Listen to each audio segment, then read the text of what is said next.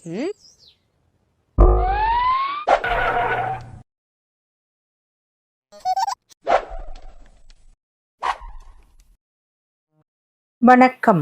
பசியின் வாசிப்புகளில் கம்பராமாயணம், அயோத்தியா காண்டம், கங்கைகான் படலம். அரசகுமாரனாக பிறந்த பரதன் கண்களிலே நீர் புரள, மேனியிலே முனிக்குமாரன் போல் மரவுரி அணி செய்ய, கங்கை கரைக்கு கால்கள் நடைத்தளர வந்து சேர்ந்தான். அவனுடைய அந்த கோலத்தை கண்ட இயற்கை எண்ணையும் கண்ணீர் வடித்தாள். பரதனுடன் பின்தொடர்ந்து வந்த சேனையில் உள்ள யானைகளின் மதநீர் கங்கையுடன் கலந்தது. அதனால் கங்கையின் நீர் மதநீரின் மனத்தை சுமந்தது. அதனை யாரும் பருக முடியாதபடி மாறிற்று.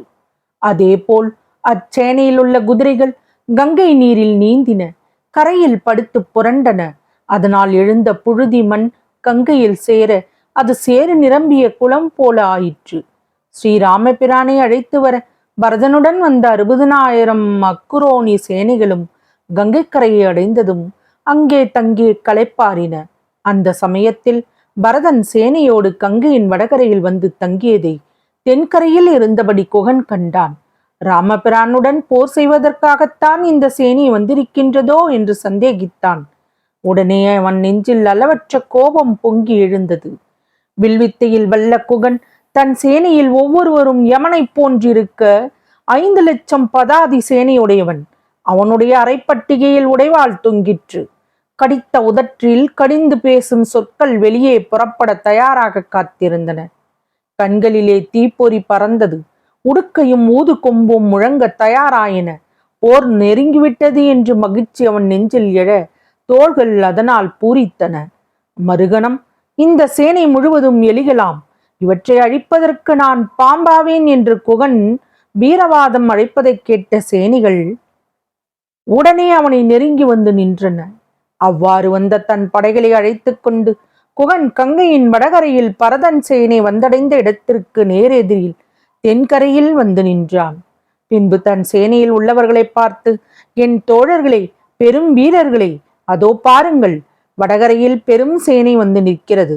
ஸ்ரீராம பிரானை வெல்லும் எண்ணத்துடன் பரதராஜரின் அந்த சேனை வந்திருக்கிறது.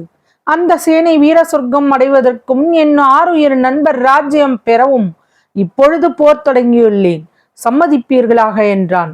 மீண்டும் அவன் பெருத்த குரலில், பறைகளை அடியுங்கள், வழிகளையும் நீரில் இறங்கும் துறைகளையும் எல்லா பக்கங்களிலும் அழித்து விடுங்கள், குத்துங்கள், கங்கை ஆற்றின் கரையில் வரும் அவர்களை பிடித்து சாகும்படி வெட்டி போடுங்கள், அவர்கள் ஆறு கடப்பதற்கு தோணிகள் ஒன்றையும் நீரில் விட்டு ஒட்டாதிருங்கள் என்று தன் சேனையில் உள்ளவர்களுக்கு கட்டளையிட்டான்.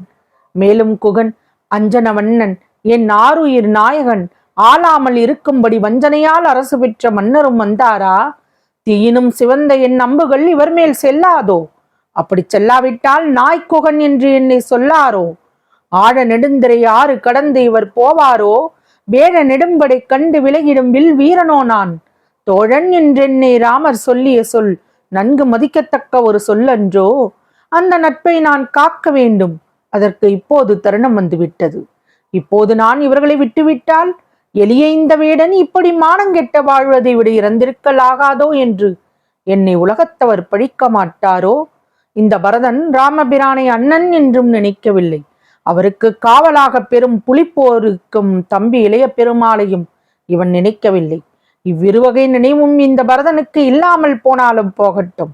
இந்த கங்கையாற்றை கடப்பதற்கு என்னுடைய உதவி தேவையல்லவா? இவன் என்னை ஒரு பொருளாக மதிப்பதாகவும் தோன்றவில்லையே. இவன் இப்படி அலட்சியமாக இருப்பது இந்த வேடர்களின் அம்புகள் நம்மை என்ன செய்யும் என்ற இருமாப்போ? தீவினையும் பழி சொல்லும் இவர் பகைவர் என்பதும் இவர் நண்பர் என்பதும் இவர் பிறருக்கு துன்பம் விளைவிப்பர் என்பதும் ஆகிய இவற்றை நிலமாலும் அரசர் என்னாரோ? அதனால் தான் இந்த பரதன் இந்த காட்டிலும் ஸ்ரீராமபிரானை நிறுத்த விடாது அடித்து துரத்த வந்திருக்கின்றான். இருக்கட்டும், ராமபிரான் என்னிடம் இன்னுயிர் தோழமை கொண்டுள்ளார். அதனால் நான் இந்த பரதனை சேனையை உடன் கொண்டு போகும்படி உயிருடன் விடமாட்டேன். அப்படிப்பட்ட பின்பு அல்லவா இவன் ஸ்ரீராமனுடன் போர் செய்ய வேண்டும். என் நண்பர் ஸ்ரீராம பிரான் தவம் புரிய இவன் புவி ஆழ்வானோ? என்னுயிர் தேவாமிர்தமோ? இல்லை ராமபிரானுக்கு உதவியாய் பரதனை எதிர்த்து அதனால் வான் புகழ் கொண்ட பின்பு மாயனோ? என்னுடன் உயிர் நட்பை கொண்ட ராமபிரானுடன் நான் செல்லாமல் இங்கு இருந்ததே நல்லதாயிற்று. எனது கடமையை இன்றைக்கே செய்து தீர்ப்பேன். பரதனுக்கு அவன் கொண்டு வந்த பெரிய சேனை உதவுவது இக்கங்கை ஆற்றை தாண்டிய பின் அல்லவோ? உக்கரமான வேடர்களாக உதவுபவர்களே, நீர்த்துறையில் இவர்களுக்கு இடம் விழாதீர்கள். பரதனும் அவன் சேனையும் நம்மை விட வலிமையுடையவர்களாக இருக்கலாம். ஆனால் இனிமேல் அவர்களால் ராமர் அழிவதற்கு முன்னே நமது உயிர் போரில் அழிந்து போவதும் நல்லதன்றோ? நமது இறந்த வீரர்களுக்கு முன்னே நமது உயிர் போரில் அழிந்து போவதும் நல்லதுதான். பரதனுடன் வந்த பெரிய சேனை போருக்கு ஒருவேளை பற்றற்றதாக இருக்கட்டும். அதனால் தேவர்களே திரண்டு வந்தாலும் என் அம்பு ஒன்றாலேய கூட்டத்தை நிலைகொள்ளாமல் இருப்பேனோ? இதற்கெல்லாம் காரணம் அந்த கொடிய கைகேயி என்றோ?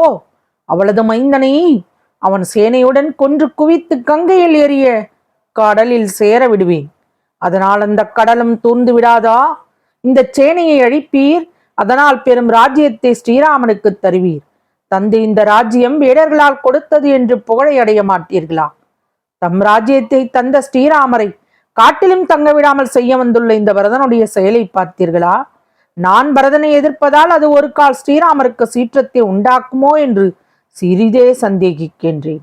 அப்படி சந்தேகிக்காமல் நான் போர் புரிந்தால், இப்பரதனுடைய சேனை பசுமைய முனைந்தால் அதன் முன் சிறிய இளம் பயிர் அழிதல் போல அழிவடையாதா என்று ஆர்ப்பரித்து தனக்கு தானேயாகவும் தன் சேனைகளுக்கும் சேர்த்து கூறினான்.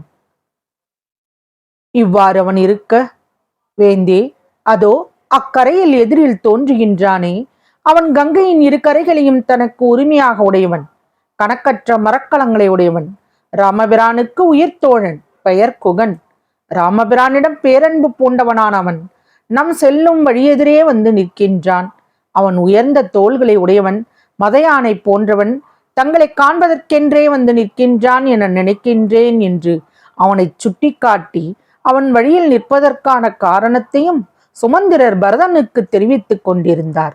சுமந்திரது சொல்லை கேட்ட பரதன் அக்கணமே குகன் ராமபிரானிடத்தில் பேரன்பு கொண்டுள்ளான் என்பதை உணர்ந்தான். எனவே ராமதாசனான அவன் தன்னை காணும்படி வருவதை விட மகா பாக்கியசாலியான அவனை தானே அவனிடம் சென்று காண்பது நல்லதென்று நினைத்தான். உடனே குகனை காண பரதன் மகிழ்ச்சியுடன் புறப்பட்டான். தென்கரையில் நின்றிருந்த குகன் தம்பி சத்ருக்கனுடன் தானுமாக கங்கை கரையின் அருகில் வந்து நின்ற பரதனை உற்று நோக்கினான். நோக்கிய அளவில் அவனுடைய உடம்பின் நிலையை கண்டு திடுக்கிட்டான். தான் காண்பது கனவா நினைவா என்ற சந்தேகம் அவனுக்குள் எழுந்தது. மீண்டும் குகன் பரதனை உற்று நோக்கினான். மரவுரியை ஆடையாக உடுத்திய மேனி புழுதி படிந்திருக்க, களை இழந்த சந்திரன் போல் முகம் ஒளி குன்றியிருக்க, அம்முகத்திலே கல்லும் கசிந்துருகும்படியான துன்பம் தாண்டவமாட பரதன் நின்றிருப்பது அவனுக்கு இப்பொழுது நன்கு தெரிந்தது. அந்த வினாடியில் அவன் கையில் இருந்த வில் கீழே நழுவி விழுந்தது. அப்படியே சிறிது நேரம் அவன் கலங்கி செயலற்று நின்றான். தொடரும். பசியின் வாசிப்புகள் பிடித்திருக்கும் என்று நம்புகிறேன். எனக்கு சப்ஸ்கிரைப் செய்து, லைக் செய்து, ஷேர் செய்யவும். தங்களின் மேலான கருத்துக்களை கமெண்டில் பதிவிடவும். அதுவே எனக்கு உற்சாகமூட்டும். நன்றி.